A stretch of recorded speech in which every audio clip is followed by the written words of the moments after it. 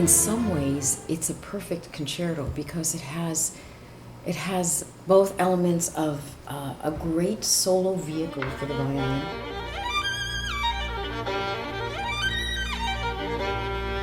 but it also has great orchestral writing. It's as if there's a play going on the stage, you know, where you have two mighty forces.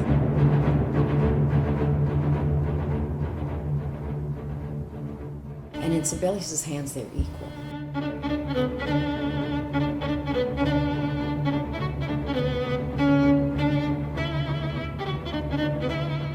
Other concertos are not like that. For instance, when I do a Chopin concerto,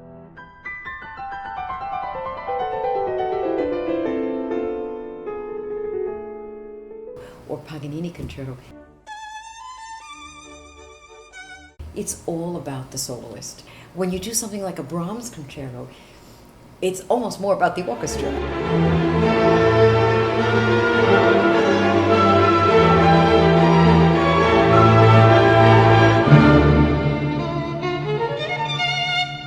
I mean, Brahms is writing great orchestra music, but Sibelius always keeps the violin shining.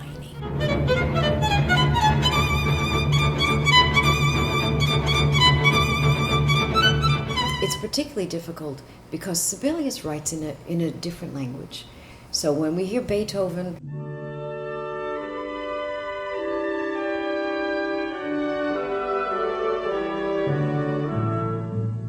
the phrases make sense because that's our language. English is a lot like German. His language is different. So somehow the phrase structure sounds to us a little unusual. It's either too long, or it goes in a different direction, or surprises us, or it's clipped, or accents happen in different places.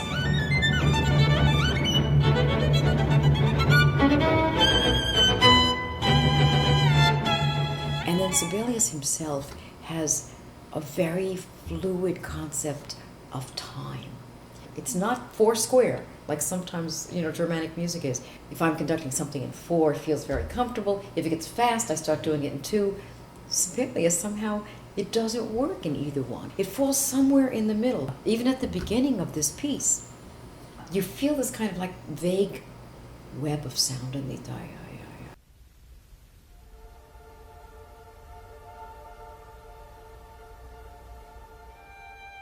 I think Sibelius wants to set up this kind of ambiguous, shapeless kind of feeling. If you think about how much he loved his country, how much he loved nature, you could imagine a Nordic country in the wintertime, just still, you know, a big landscape, snow, or just something quiet and lonely. That's what he sets up here, and we're not really sure what's happening.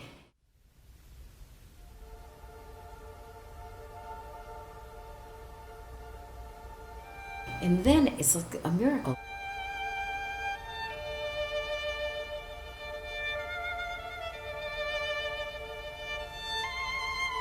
The violin comes in on a note that doesn't fit in because we hear all this D minor, D minor, D minor. The violin comes in G. It all of a sudden, it feels uneasy. And you get the sense of this solitary figure searching for something. And this goes on for long passages where we have this kind of amorphous background.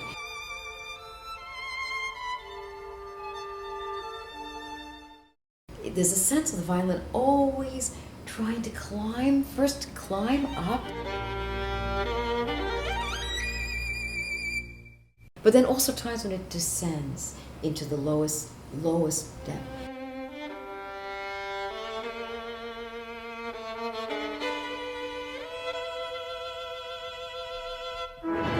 He uses bassoons in a special way. He uses the low voices in the orchestra.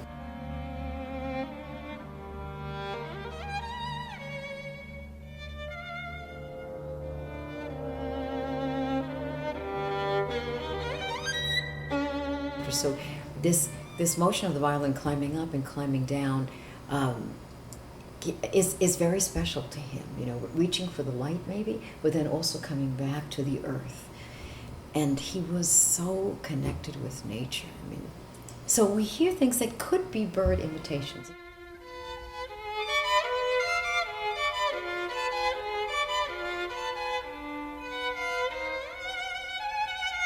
know that he was so focused on nature that it has to be in here somewhere. In an earlier style, the cadenza was a time for the soloist to show off.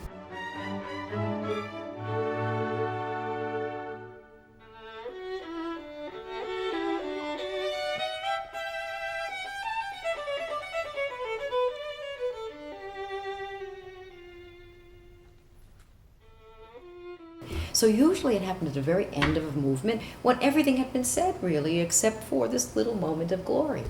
Sibelius does something that nobody else ever really did. He makes the cadenza have the most important function in the piece, because in a piece, in the first movement, this form is a three-part form that we know as sonata allegro. The first part, of course, introduces the material.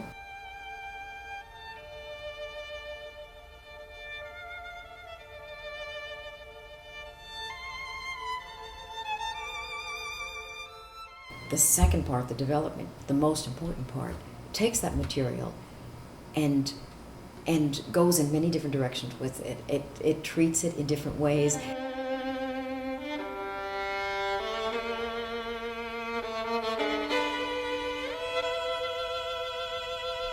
It breaks tunes apart and builds them back together.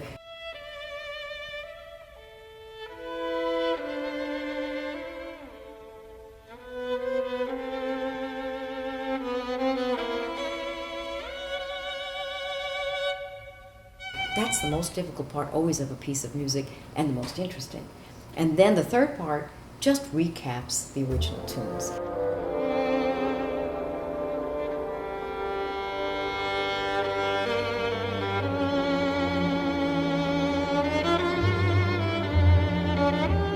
We hear something very complicated, and then we come back to the beginning. So he uses the soloist to do that entire development. It's amazing. That cadenza links the beginning and the end. I mean, that's really giving the soloist this chance to stand up and say, okay, now I'm going to give you the whole heart of this piece myself.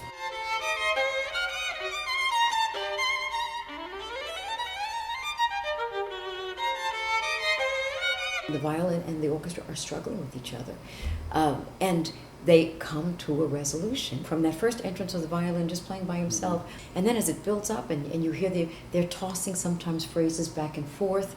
The violin does something, viola's answer, viola does something, violin answers.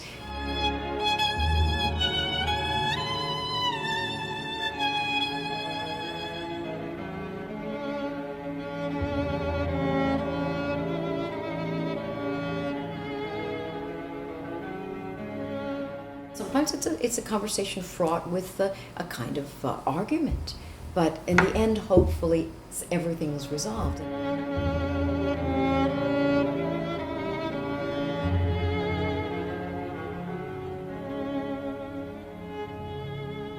Sibelius wanted really to be a concert violinist, and he decided that, I think when he was 14 or 15, I'm not sure, but he's already in his teens, and he worked for 10 years, really, really with a lot of intensity on being a virtuoso, and it wasn't possible. People tell us now, I mean, that if a person doesn't start studying the violin at the age of 6 or 7, they can't really be a virtuoso, because playing the violin, your hand grows up around it. If you start at 15, you're almost fully grown, and you can't. So he came to that sad realization that he was not going to be the concert violinist he wanted to be. So this, in a way, is a kind of a tribute to who he might have been, or kind of dreams that he abandoned.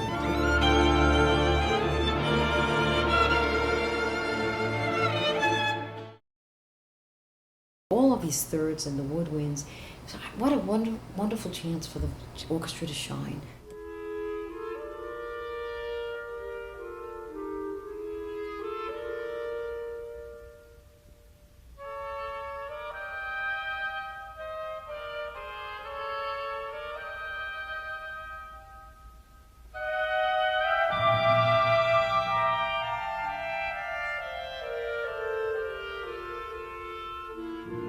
The two clarinets, the two oboes, the two flutes. He gives them a chance to just make beautiful music together, to set the stage, and then the violin comes in. with one of the great melodies, that probably one of the greatest melodies Sibelius ever wrote.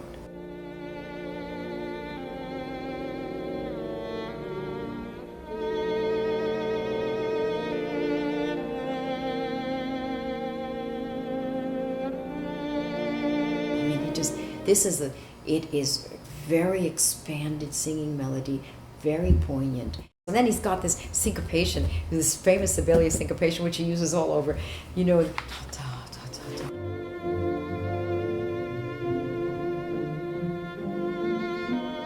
To me, it's such like a kind of gentle nudge, always forward, forward, forward.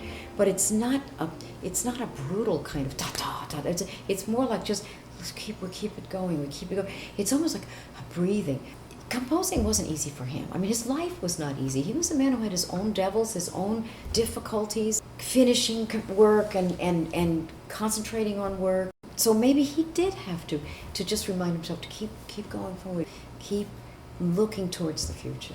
Syncopations emphasize the weak beat of a piece. So when something is weak is emphasized, we kind of tumble forward. I mean, that's what he's doing. Whether it's the horns or here in the second movement, the strings do it a lot. It just keeps pushing us forward. And while that's going on underneath, the violin is soaring above it.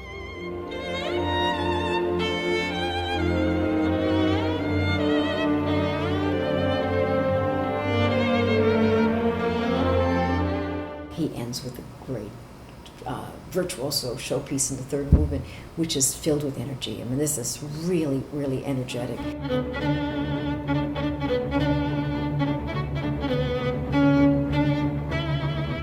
Now, that rhythm that he sets up at the beginning becomes the kind of motor of the piece. It keeps pushing it forward.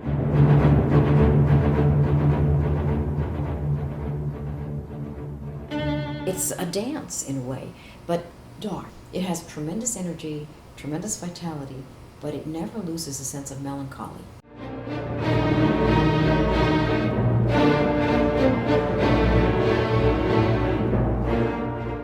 And partly it's the key. The choice of the D minor is a very dark key. But I have a feeling that Sibelius' darkness was a little different than we might perceive it, that light is good and dark is bad. No, I mean, he lived with darkness. In the country where he lived, I think in the wintertime probably there was very little light. You know, even the hours of daylight are gray. And the end is left to the violin to, bring it to the end with this wild figure, and then the orchestra and of course violin end together.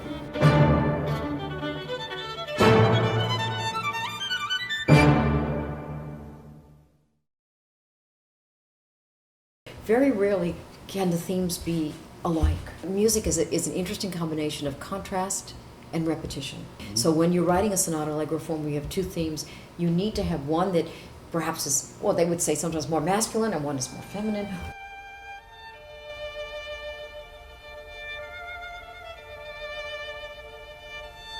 Or one that's more assertive and one that's more gentle, but they do need that contrast because they play off of each other. One that's more positive, one that's more melancholy.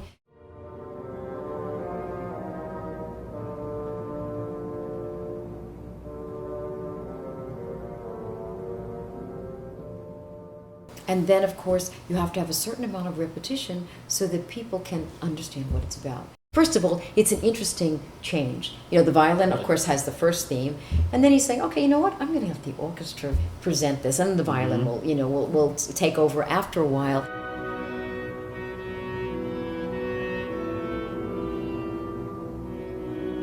That idea of contrast is important, but also it's an idea of showing that, wait, the orchestra is a player in this. The orchestra is a personality. Some people feel that was the sound that the swans made. Die. There's kind of like, they're honking. Now, of course, it was a honk, but to Sibelius, it was like a song.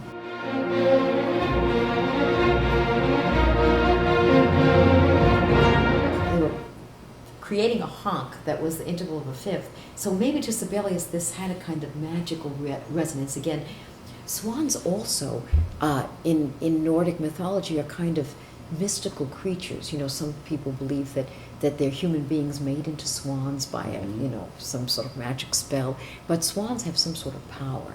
And of course, just in terms of how music is created, other than an octave, the fifth is the strongest interval. So maybe to Sibelius that was a kind of symbol of strength. It's not an unstable interval, it's an interval of great virility, of great power. You know, he loved these low registers, and especially, I mean, his use of bassoon to me is stunning. Few people featured the bassoon.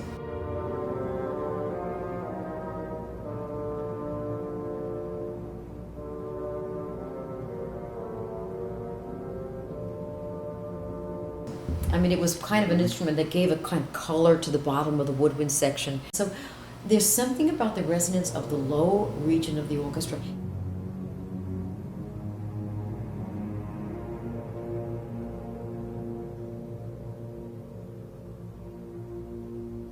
Even his use of the basses, very often double basses were used simply to strengthen the cellos. Sibelius doesn't do that. Very often he has the double basses playing something completely on their own, giving a kind of importance to that lowest register where most people wouldn't, most composers wouldn't. When the composer says Sol G and he wants it, you stay on that string, it's much more difficult, but it gives it a kind of a smoky, almost a kind of throaty sound that is so effective.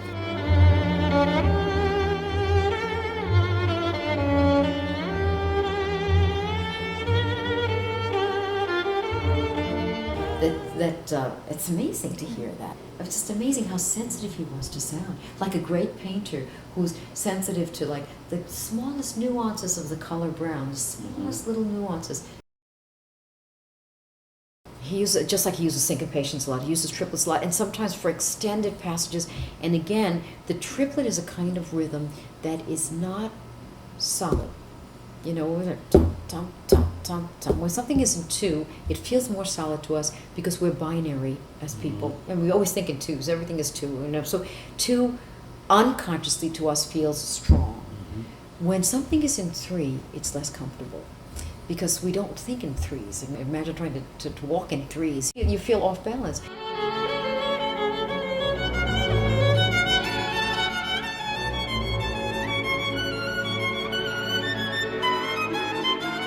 The triplet always gives a momentum of instability and going forward. It just gives the impression of reaching.